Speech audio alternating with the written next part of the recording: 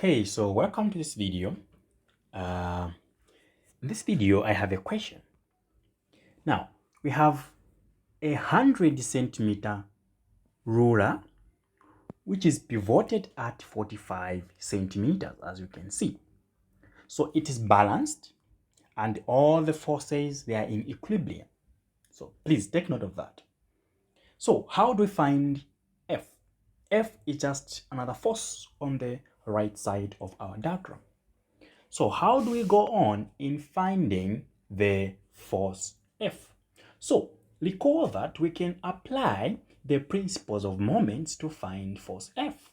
How does that work? Well, the sum of clockwise moment is equal to the sum of anti-clockwise moments. So in this case, we can categorize the moments going in this direction. We can call them clockwise. All right, clockwise. And the ones going in this direction, we call them anti-clockwise. Having done that, so those going in the anti-clockwise direction and those going in the clockwise should be equal when you sum them up.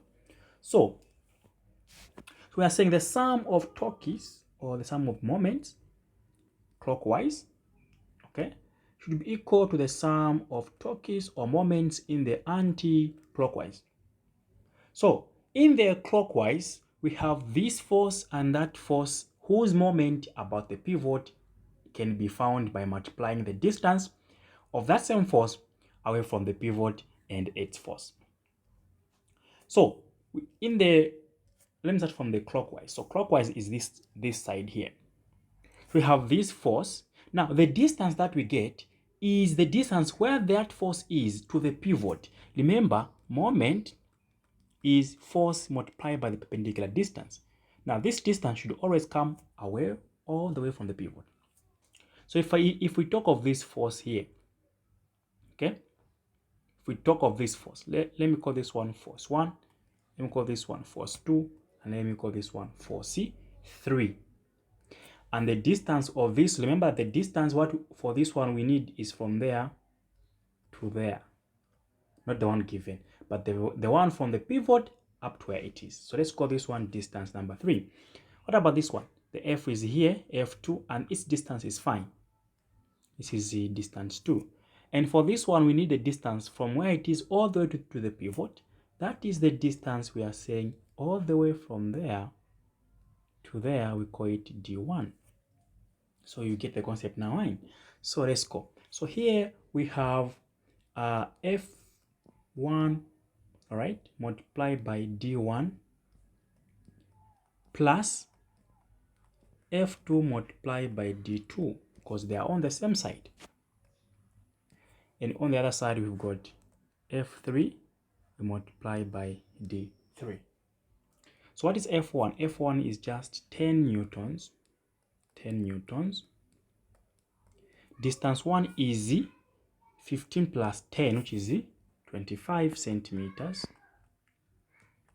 Plus, now since we are saying this is an equation, so there's no need to convert your distance into meters because all these are balancing. Plus, we come to force 2 is just F.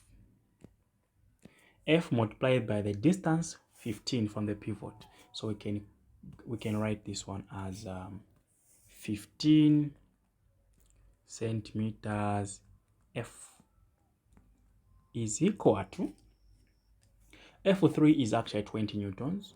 20 newtons. And the distance of this F3 from the pivot, we can see that the pivot here is 45. So since it is at 45 and this is 5, that means this is 40. So 5 plus 40 give us 45, and that's where it is. So that will be our 40 centimeters. Everything is done now.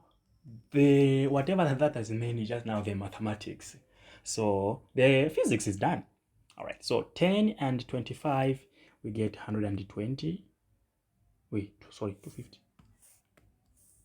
Get 250. 250 Newton centimeter plus 15 centimeter force equal to 800 Newton centimeter. So You can clearly see here that Newton centimeter, Newton centimeter, you can subtract them to just leave us with 15 centimeter F is equal to 800 Newton centimeter minus 250 Newton centimeter. So we get our 15 centimeter here force. I don't like messing up with the units. So we end up having 550 Newton centimeter. Then we divide by 15 centimeters, both sides. You can see how my signs, how my units are disappearing, right? So our force, we divide this one by 15. I'm getting something like 36.666, so I'll just leave it to 36.7. That and that gone. Newtons as our final answer. Did I make this question easier for you?